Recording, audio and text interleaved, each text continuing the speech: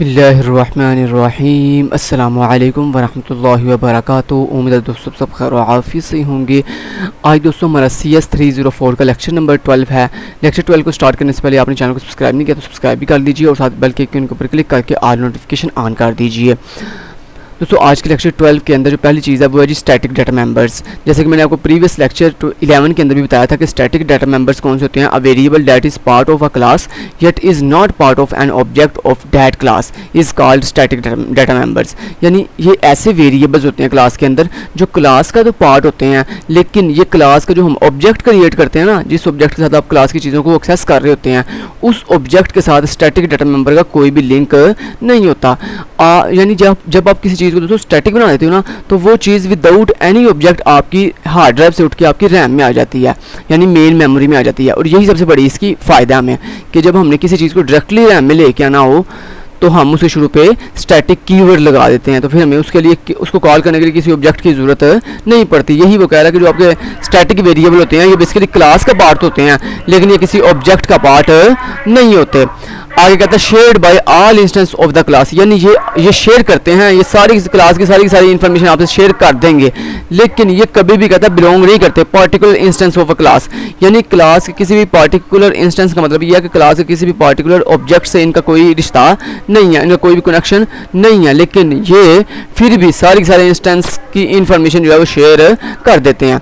उसके बाद class versus instance variable कहता है memory for static variables is allocated in a class space. कहता है जो आपके स्टैटिक वेरिएबल्स होते हैं उनको मेमोरी में कहाँ पे एलोकेट किया जाता है, क्लास स्पेस के अंदर। जबकि जो आपके दोस्तों क्लास स्पेस अलग होती है और जो आपके दूसरी स्पेसेस होती हैं वो ऑब्जेक्ट के लिए होती हैं। ये ऑब्जेक्ट स्पेस में आपकी सारी वो चीज़ें आती हैं जो कि नॉन स्टैटिक हैं, यानी जो स्टैटिक नहीं है, जिनको हम ऑब्जेक्ट की हेल्प से कॉल करते हैं, वो सारी की सारी आपकी जो आप ऑब्जेक्ट बनाते हो उन ऑब्जेक्ट स्पेस में पड़ी होती है। और जो क्लास स्पेस होती है ना, उसमें हमारी स्टैटिक जो चीज़ें होती हैं वो पड़ी होती हैं। अब यहाँ पे मैं आपको स्टैटिक डाटा मेंबर करके दिखाता हूँ कैसे करते हैं। तो यहाँ पे देखिए, मान लें मैंने आपको यहाँ पे बनाता हूँ जी क्लास, और क्लास मैंने बना ली स्टूडेंट, और स्टूडेंट क्लास के लास्ट पे सेमीकोलन लगा दिया। अच्छा, एक और चीज़ आपको बता दूँ, जब दोस्तों अपने स्टैटिक डाटा मेंबर बनाए हैं तो उन स्टैटिक डाटा मेंबर को आप मोस्टली कोशिश करें कि पब्लिक एक्सेस स्पेसिफायर में डिफाइन करें। सो मैंने यहाँ पे पब्लिक एक्सेस स्पेसिफाई लगा लिया, और उसके बाद मैंने यहाँ पे कह दिया स्टैटिक। चूँकि मैंने इसको स्टैटिक बनाना तो मैंने कहा स्टैटिक, आगे मैंने डाटा बताई इंट, और उसके बाद मैंने बता दिया नंबर ऑफ स्टूडेंट्स। ठीक है जी, तो ये मैंने वेरिएबल बना लिया। अब इसको वैल्यू स्टार्टिंग में हम कैसे निश्चित करते हैं वो भी आपको बता देता हूँ अभी, लेकिन उससे पहले आपने क्या करना है दोस्तों, उससे पहले आपको चलें इतना आपने कर लिया, चलें इतना कर लिया आपने, तो ये मतलब बन गया स्टैटिक डाटा मेंबर। अब इसको एक्सेस करने के लिए आपको किसी भी ऑब्जेक्ट की ज़रूरत नहीं है। अब इसके अंदर स्टार्टिंग इनिशियलाइज वैल्यू इनिशियलाइज कैसे करते हैं, आपने क्लास से बाहर आना, क्लास से बाहर आके आपने सिंपली जो है ये डाटा बता देंगे इसकी रिटर्न टाइप। तो आपने बताया रिटर्न डाटा टाइप इसकी इंट, और उसके बाद अपनी क्लास का नाम किया स्टूडेंट, फिर उसके बाद आगे लगाया रेजोल्यूशन ऑपरेटर, और उसके बाद अपने इस वेरिएबल का नाम बताया जो कि है नंबर ऑफ स्टूडेंट्स। तो मैंने कहा नंबर ऑफ स्टूडेंट्स, और आगे आपने लगाया इक्वल टू 1 कर दिया। तो क्या हुआ, स्टार्टिंग के ऊपर नंबर ऑफ स्टूडेंट्स की वैल्यू क्या हो गई, 1 होगी। अब देखिएगा आपके सामने मैं इसको विदाउट एनी ऑब्जेक्ट जो है वो एक्सेस करूँगा, लेकिन विदाउट एनी ऑब्जेक्ट एक्सेस करने से पहले मैं आपको एक चीज़ दिखाना चाहता हूँ, वो ये जनाब कि यहाँ मान लें आपने क्या किया, आपने एक कंस्ट्रक्टर क्रिएट कर लिया। ठीक है, आपने कंस्ट्रक्टर क्रिएट कर दिया, और इस कंस्ट्रक्टर के अंदर आपने यहाँ क्या किया, आपने कहा जो मेरा नंबर ऑफ स्टूडेंट वाला ये स्टैटिक वेरिएबल है ना, नंबर ऑफ स्टूडेंट्स वाला स्टैटिक वेरिएबल है, इसको प्लस करते रहो, यानी इसकी वैल्यू को इंक्रीमेंट करते रहो। तो क्या होगा दोस्तों, जितनी दफ़ा ये कंस्ट्रक्टर कॉल होगा उतनी दफ़ा ही ये मेरे नंबर ऑफ स्टूडेंट वाले वेरिएबल की वैल्यू को इंक्रीमेंट करता जाएगा। अब यहाँ पे उसको वैल्यू को डिस्प्ले करने के लिए मैंने वाइड गेट वैल्यू नाम का एक वेरिएबल एक मेथड बना लिया, फंक्शन बना लिया, और उसके अंदर सिंपली मैंने कह दिया सी आउट, और यहाँ पे मैंने 2 लाइन का ब्रेक करके, और उसके बाद मैंने कहा जो मेरा नंबर ऑफ स्टूडेंट है, नंबर ऑफ स्टूडेंट वाला वेरिएबल है, उस स्टूडेंट्स उसकी वैल्यू को डिस्प्ले कर दो। इतना कर दिया मैंने, ओके जी। अब दोस्तों अपने क्या करना है, आपको पता ना कंस्ट्रक्टर ऑटोमेटिकली कॉल होता है कब, जब आप इसका किसी भी क्लास का ऑब्जेक्ट बनाते हो। सो मैंने स्टूडेंट क्लास का S1, S2, S3 नाम से ऑब्जेक्ट बना लिया। अब दोस्तों क्या होगा, सबसे पहले दोस्तों ये जो आपका स्टैटिक वेरिएबल है नंबर ऑफ स्टूडेंट, ये विदाउट एनी ऑब्जेक्ट, यानी ये अभी ऑब्जेक्ट आपको कॉल भी नहीं होगा जब ये चल जाएगा, और जब ये ऑटोमेटिकली चल जाएगा मेरा रैम में चला जाएगा, और इसकी वैल्यू जाके वहाँ पे क्या इनिशियलाइज हो जाएगी, 1 इनिशियलाइज हो जाएगी। उसके बाद क्या हुआ, S1 जो है ये ऑब्जेक्ट मेमोरी में रेडी हुआ। जब ये S1 रेडी हुआ तो इसने क्या किया, इसने इस कंस्ट्रक्टर को ऑटोमेटिकली कॉल कर दिया। जब इसने इसको ऑटोमेटिकली कॉल किया तो उसके अंदर जाके क्या हुआ, नंबर ऑफ स्टूडेंट वाली जो स्टैटिक वेरिएबल है उसकी वैल्यू इंक्रीमेंट हो गई, यानी उसकी वैल्यू क्या थी, 1 थी, 1 से क्या होगी 2 हो गई, यानी चलें, 2 कब हुई? जब ये S1 एग्जीक्यूट हुआ, उसके बाद दोस्तों साथ ही S2 भी क्रिएट हो गया। तो जब रैम में S2 क्रिएट हुआ तो उसने क्या किया, उसने अगेन इस स्टूडेंट कंस्ट्रक्टर को कॉल किया, और जब ये कॉल हुआ तो उसने इसकी static variable number of student की वैल्यू फिर इंक्रीमेंट करके क्या कर दी, 3 कर दी। इसी तरह ये उसके बाद S3 चला और इसने फिर इस स्टूडेंट कंस्ट्रक्टर को कॉल किया और उसने इसकी वैल्यू बढ़ा के एक फिर 4 कर दी। अब दोस्तों फाइनली जब ये 3 के 3 ऑब्जेक्ट रेडी हो गए, जब 3 के 3 ऑब्जेक्ट क्रिएट हो गए रैम में, तो इन्होंने क्या किया, इन्होंने बाय डिफॉल्ट हमारी नंबर ऑफ स्टूडेंट वाले वेरिएबल की वैल्यू क्या कर दी, 4 कर दी। अब दोस्तों आपको पता ना, मैंने आपको बताया था स्टैटिक जो वेरिएबल होते हैं इनकी वैल्यू कभी भी नए से इनिशियलाइज नहीं होती, ये वहाँ से अपनी चीज़ को वहाँ से अपनी वैल्यू को नेक्स्ट कंटिन्यू करते हैं जहाँ पे इन्होंने छोड़ा होता है। तो अभी देखें इसकी स्टार्टिंग वैल्यू, इसकी अब लास्ट वैल्यू क्या जी, 4। नंबर ऑफ स्टूडेंट की वैल्यू इन 3 ऑब्जेक्ट के क्रिएट होने पर क्या हो गई है, 4 हो गई। अब ये 4 फिक्स हो गई है। अब मान लिया आप अगर फ़र्ज़ करो जितनी दफ़ा भी इस गेट वैल्यू वाले फंक्शन को कॉल करोगे तो ये आपको 4 ही रिटर्न करेगा। ये देखो मैंने कहा S1 डॉट गेट वैल्यू, पहले मैंने S1 के साथ कॉल किया, फिर मैंने S2 डॉट गेट वैल्यू को कॉल किया, फिर मैंने S3 के साथ कॉल किया। तो देखना हर दफ़ा ये जो है मुझे क्या रिटर्न करेगा, मुझे हमेशा 4 ही रिटर्न करेगा, क्योंकि उसकी बाय डिफॉल्ट वैल्यू 4 ही हो चुकी है। ये मैंने किया कंपाइल एंड रन, तो ये देखें दोस्तों 4 4 एंड 4। तो बेसिकली जो आपका ये जो स्टैटिक वेरिएबल होता है ये बेसिकली ग्लोबली वेरिएबल की तरह काम करता है। आपको पता है ना ग्लोबली वेरिएबल क्या होते हैं, जब आप किसी वेरिएबल को यहाँ पे बिल्कुल हेडर फाइल के बिल्कुल बाद बना देते हो उनको हम कहते हैं ग्लोबली डिफाइन वेरिएबल। और ग्लोबली डिफाइन जो वेरिएबल होते हैं वो बिल्कुल जो है वो आज़ाद होते हैं, उनकी आप जो वैल्यू सेट कर देते हो वो फिर कॉमनली सब के लिए सब जगह आप यूज़ कर सकते हो। ठीक है जी, चलें जी, ये हो गया जनाब आपका जनाब स्टैटिक डाटा मेंबर। अब चलते हैं नेक्स्ट, बढ़ते हैं और देखते हैं नेक्स्ट क्या चीज़ आ रही है हमारे पास। ये देखें, ये आपको नज़र आ रहा है, ये देखें ये आपके ऑब्जेक्ट की स्पेस है, ये जो S2 S3 S1 की, यहाँ पे आपकी सारी जो अदर चीज़ें होती हैं वो पड़ी होती हैं नॉन स्टैटिक, जबकि ये जो क्लास स्पेस होती है इसमें आपकी स्टैटिक चीज़ें पड़ी होती हैं।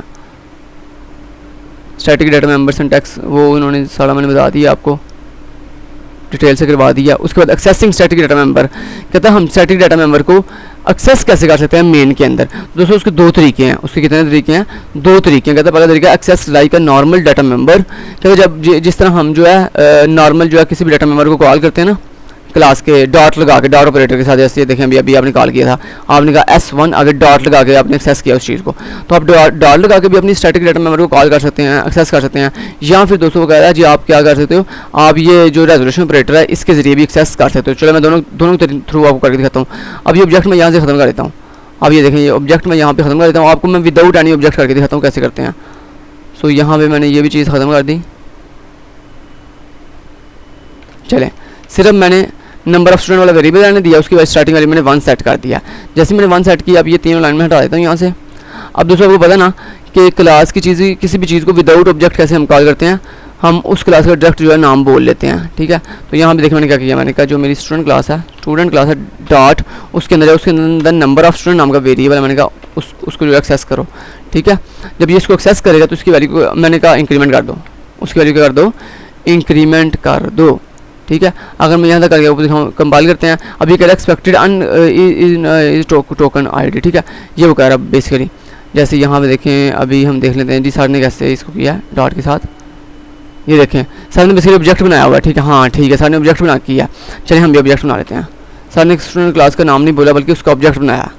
ठीक है, तो सर ने क्या किया, यहाँ पे स्टूडेंट क्लास का ऑब्जेक्ट बना लिया S नाम से। ठीक है, अब मैंने यहाँ भी ये किया, मैंने कहा S dot number of students plus plus.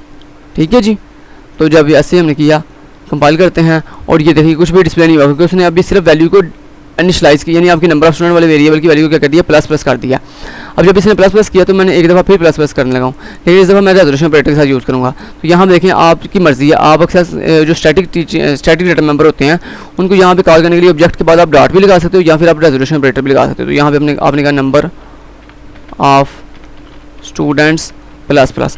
अब दोस्तों क्या हुआ, बेसिकली स्टार्टिंग के ऊपर वैल्यू क्या थी, नंबर ऑफ स्टूडेंट की 1 के बाद जब ये वाली लाइन चली तो इसने 2 कर दी, जब ये वाली लाइन चली तो इसने 3 कर दी। जब इसने 3 वैल्यू की, अब आप ज़रा डिस्प्ले करके देखो इसको, तो आपने ऐसे वैल्यू डिस्प्ले की और वैल्यू डिस्प्ले करने के लिए आपने कहा S dot number of students. ठीक है, अब दिखाता हूँ आपको क्या आता है वैल्यू स्क्रीन पे। कंपाइल करता हूँ और यहाँ पे ये कह रहा है जी, कहता है S resolution operator number of students plus plus students number of students plus plus. कहता है S is not a class or namespace, S is not a class. अच्छा ठीक है, स्टूडेंट अच्छा ठीक है, ओके। तो ये हमें देखने वाली क्या आ गई है, 3 आ गई है। 3 कैसे आई है? अच्छा मेरी बात ज़रा गौर से सुननी है आपने। जब दोस्तों आप स्टैटिक डाटा मेंबर को अपनी कॉल करना हो डॉट के साथ, तो फिर आप ऑब्जेक्ट के साथ उसको कॉल करते हो, फिर आप क्या लगाते हो, डॉट लगाने से। अगर आपने डॉट के साथ कॉल कर, दो तरीके हैं ना अपने स्टैटिक डाटा मेंबर को कॉल करने के लिए। तो पहला तरीका डॉट के साथ, दूसरा तरीका रेजोल्यूशन ऑपरेटर के साथ। तो अगर दोस्तों आपने डॉट के साथ कॉल करना तो फिर आप ऑब्जेक्ट की हेल्प लोगे। अगर आपने रेजोल्यूशन ऑपरेटर के साथ कॉल करना फिर आप अपनी स्टूडेंट क्लास, अपनी जो क्लास का नाम है उसकी हेल्प लोगे, उसके साथ आप एक्सेस करोगे, ठीक है। अब यहाँ पे स्टार्टिंग वैल्यू थी 1, 1 के बाद जब ये एंजलिस ने 2 कर दी, जब ये एंजलिस ने 3 कर दी, तो यही वजह है यहाँ पे वैल्यू जो है हमारी फाइनली 3 डिस्प्ले हो रही है। तो ये डॉट के साथ भी यूज़ करना सिखा दिया और रेजोल्यूशन ऑपरेटर के साथ भी आपको मैंने यूज़ करना सिखा दिया है। चलिए नेक्स्ट चलते हैं जी। अच्छा कहते हैं जी नेक्स्ट आ जाती है life of static data member. अब दोस्तों जो स्टैटिक डाटा मेंबर होते हैं उनकी लाइफ कितनी होती है, यानी ये कितनी देर तक जो है स्टेबल रहते हैं, यानी कितनी देर तक ये अब ऐसा समझ जिंदा रहते हैं। उसके बाद कहता है जी they are created even when there is no object of a class. यानी सर कह रहे हैं कि जनाब आपके जो स्टैटिक डाटा मेंबर होते हैं ये क्रिएट हो जाते हैं चाहे आपने ऑब्जेक्ट क्रिएट किया है या नहीं किया हुआ, इनका कोई ऑब्जेक्ट के साथ लिंक नहीं होता। तो ये देखें कितने पावरफुल हैं, ये ऑब्जेक्ट पे डिपेंडेंट नहीं होते। उसके बाद कहता है they remain in memory even when all objects of a class are destroyed. यानी जब आपकी क्लास के सारे ऑब्जेक्ट डिस्ट्रॉय हो भी जाएं फिर भी दोस्तों आपके जो स्टैटिक डाटा मेंबर होते हैं वो रैम से डिस्ट्रॉय नहीं होते। यही वजह मैंने आपको स्टार्टिंग में बता दिया था, जो स्टैटिक डाटा मेंबर होते हैं ये फाइनली जो है क्या करते हैं, विदाउट एनी ऑब्जेक्ट रैम में चले भी जाते हैं, और जब सारी चीज़ें डिस्ट्रॉय हो जाती हैं क्लास की फिर भी ये रैम के अंदर ही रहते हैं, रैम से बाहर नहीं आते। तब तक ये रैम से बाहर नहीं आते जब तक आप खुद पकड़ के अपना इस प्रोग्राम पूरे को बंद नहीं कर देंगे, ठीक है। जब तक आप प्रोग्राम को बंद नहीं कर देंगे, यानी वो जो कंसोल विंडो आती है रिजल्ट विंडो, जब तक आप उसे बंद नहीं कर देंगे तब तक ये स्टैटिक डाटा मेंबर रैम से वापस नहीं आएंगे हार्ड ड्राइव के अंदर। समझ आ गई आपको? ओके जी। तो अब ये सर बता रहे हैं, अब आपको करके दिखाऊँ विदाउट ऑब्जेक्ट करके दिखाऊँ। ये लो आपने विदाउट ऑब्जेक्ट, आपने ऑब्जेक्ट क्रिएट किए बगैर यहाँ पे ये लाइन रिमूव कर दो, क्योंकि हमने रेजोल्यूशन ऑपरेटर के साथ डायरेक्ट कॉल करने लगे हैं। तो आपको पता है जब हमने स्टैटिक डाटा मेंबर को रेजोल्यूशन ऑपरेटर के साथ कॉल करना हो तो हम स्टूडेंट उसकी क्लास का नाम से एक्सेस करते हैं। तो मैंने कहा स्टूडेंट क्लास जो है उसके अंदर नंबर ऑफ स्टूडेंट नाम का स्टैटिक डाटा मेंबर है, उसको प्लस कर दो। इस तरह मैंने कहा एक और दफ़ा मैंने प्लस करना है, तो आपकी मर्जी, जितनी दफ़ा मर्जी इसको एक्सेस कर सकते हैं। Number of student plus. अब 2 दफ़ा फिर मैंने प्लस कर दिया। अब देखिए यहाँ पे वैल्यू अभी भी 3 ही डिस्प्ले होगी। ये मैंने किया कंपाइल एंड रन, और यहाँ पे थोड़ी ये ऑब्जेक्ट बता रहा है, जनाब आपने ऑब्जेक्ट नहीं बताना, हमने ऑब्जेक्ट तो बनाया नहीं हुआ। तो यहाँ पे आपने इसको एक्सेस करने के लिए क्या बताना, अपनी क्लास का नाम। तो स्टूडेंट आगे आपने बता दिया रेजोल्यूशन ऑपरेटर, और यहाँ पे देखिए हमको वैल्यू क्या डिस्प्ले हो रही है, 3 डिस्प्ले हो रही है, ठीक है जी। तो इस तरह जो है आपको देखो स्टैटिक मेंबर को हम एक्सेस करने के लिए ये होती है इसकी लाइफ टाइम कि जनाब जी ये जो है विदाउट ऑब्जेक्ट, ये ऑब्जेक्ट पर डिपेंड नहीं कर रहे होते, आप इनको विदाउट ऑब्जेक्ट भी एक्सेस कर सकते हो। इसके अलावा आपकी जो क्लास की सारी चीज़ें डिस्ट्रॉय हो भी गई हैं फिर भी स्टैटिक डाटा मेंबर डिस्ट्रॉय नहीं होते क्लास से। चलें ये भी आपने निकाल लिया। नेक्स्ट चलते हैं यूजेज। कहते हैं हम इसको यूज़ कैसे करते हैं, यूज़ क्यों करते हैं। They can be use to store information that is required by all objects like global variable.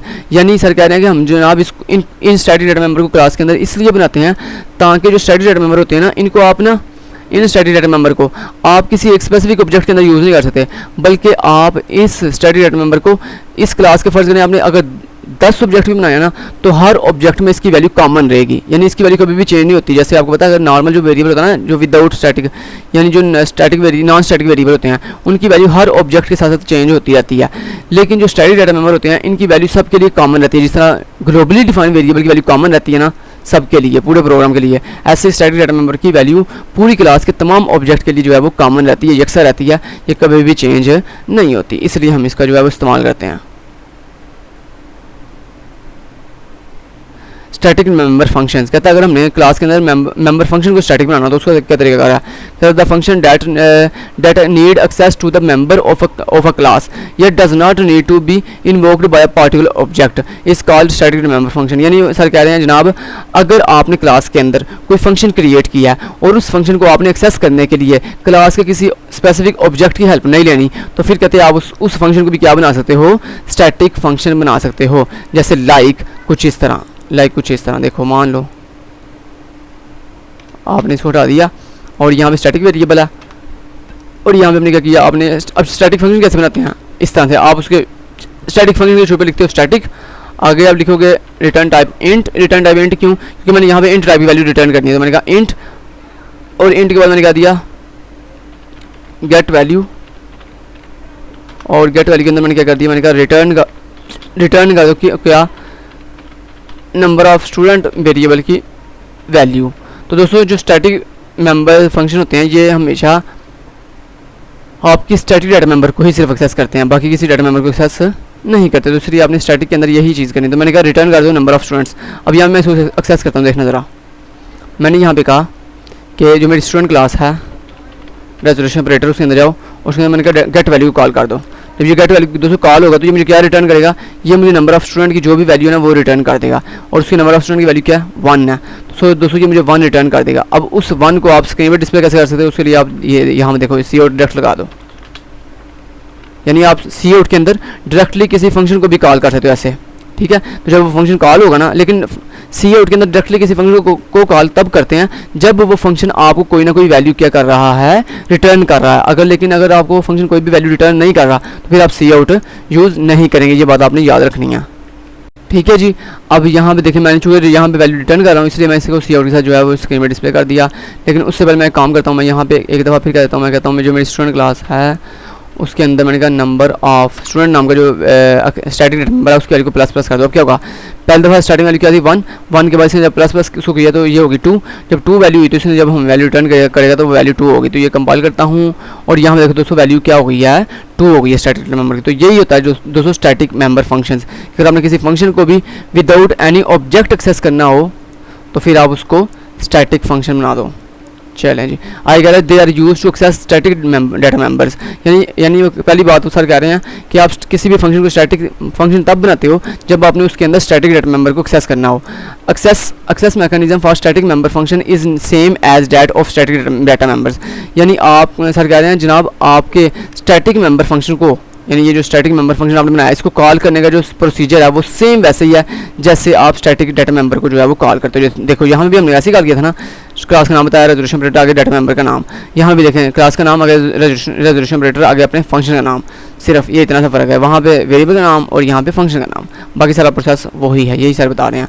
Next कहता है they can not access any non static members, यानी जो आपके स्टैटिक फंक्शन होते हैं, जो आपके स्टैटिक ये फंक्शन होते हैं, इनके अंदर आप किसी नॉन स्टैटिक चीज़ को एक्सेस या कॉल नहीं कर सकते।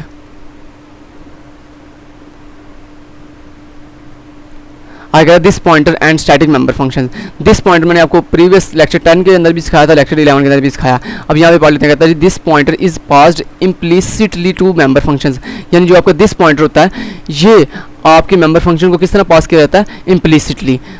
This pointer is not pass to static member functions, यानी दिस पॉइंटर जो है दोस्तों ये कभी भी एक स्टैटिक फंक्शन को पास नहीं किया था, यानी जो आपका ये स्टैटिक फंक्शन है ना इसको आप कभी भी दिस पॉइंटर जो है वो पास नहीं करते, क्योंकि दोस्तों जो आपका दिस पॉइंटर होता है ना वो बेसिकली आपको किसी ना किसी स्पेसिफिक ऑब्जेक्ट का एड्रेस पास करता है। तो यहाँ पे दोस्तों जो हमारे स्टैटिक मेंबर होते हैं, मेंबर फंक्शन होते हैं, उनको तो हम किसी ऑब्जेक्ट के साथ कॉल ही नहीं कर रहे होते, इसलिए फिर हम यहाँ पे उसने पहली बात क्या की कि आप किसी भी नॉन स्टैटिक यानी जो फंक्शन स्टैटिक नहीं है उसके अंदर आप दिस पॉइंटर को पास कर सकते हो इम्प्लिसिटली, लेकिन जो आपके स्टैटिक मेंबर फंक्शन है उनके अंदर आप दिस पॉइंटर को पास नहीं कर सकते। उसके बाद कहता है reason is static member function can not access non static data members. आगे उसने रीजन भी बता दिया, कहता है जनाब वो इसलिए क्योंकि जो आपका ये जो स्टैटिक मेंबर फंक्शन होते हैं इनके अंदर हम किसी भी नॉन स्टैटिक डाटा मेंबर को एक्सेस नहीं करते, और जो आपका दिस पॉइंटर होता है ये एक नॉन स्टैटिक डाटा मेंबर होता है, इसलिए आप दिस पॉइंटर को किसी भी स्टैटिक डाटा मेंबर में एक्सेस मेंबर फंक्शन में एक्सेस नहीं कर सकते।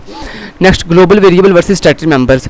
जैसे मैंने आपको बताया था ना दोस्तों, ग्लोबल वेरिएबल कहाँ बनते हैं, आपके ये हेडर फाइल्स के फॉर्म पर, यानी इस जगह पे आप मान लो आपने कह दिया इंट a इक्वल टू 0, तो ये a क्या है, ये a बेसिकली आपका इंट टाइप का एक वेरिएबल है जिसकी वैल्यू आपने 0 से इनिशियलाइज कर दिया और ये एक ग्लोबली डिफाइंड वेरिएबल है।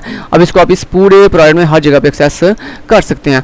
तो सेम दोस्तों आपका ग्लोबल वेरिएबल भी सेम लाइक स्टैटिक की तरह काम करता है। अब यहाँ पे पहली चीज़ बताई जा रही है, alternative to static member is to use global variable, यानी अगर आपने स्टैटिक मेंबर का अल्टरनेटिव यूज़ करना हो तो आप उसके लिए क्या बना सकते हो, आप ये ग्लोबल वेरिएबल जो है वो क्रिएट कर लो, तो ये भी स्टैटिक डाटा मेंबर की तरह ही वर्क करता है। उसके बाद global variable are accessible to all entities of the program, यानी जो आपके ये ग्लोबल वेरिएबल होते हैं इनको आप इस पूरे प्रोग्राम में, इस पूरे प्रोजेक्ट में हर जगह पे एक्सेस कर सकते हैं। नेक्स्ट आता है user of global variable is against the principle of information hiding, यानी जो आपके ऐसे यूज़र हैं जो कि ग्लोबली वेरिएबल को एक्सेस करते हैं, कहता है वो जो है वो मुखालफत करते हैं किसकी, क्लास के अंदर जो आप डाटा हाइडिंग करते हो ना, यानी आप वो जो प्राइवेट डाटा हाइडिंग इसको कहते हैं, ये जो आप प्राइवेट एक्सेस स्पेसिफायर के अंदर मान लो ये आपने प्राइवेट एक्सेस स्पेसिफायर के अंदर आप कोई भी वेरिएबल बना रहे हो ना, इंट आई इक्वल इंट आई मान लो, ये जो इंट आई है ये बेसिकली क्या है, ये आपकी क्लास के अंदर क्या बन गया, ये डाटा हाइडिंग की एग्जांपल है।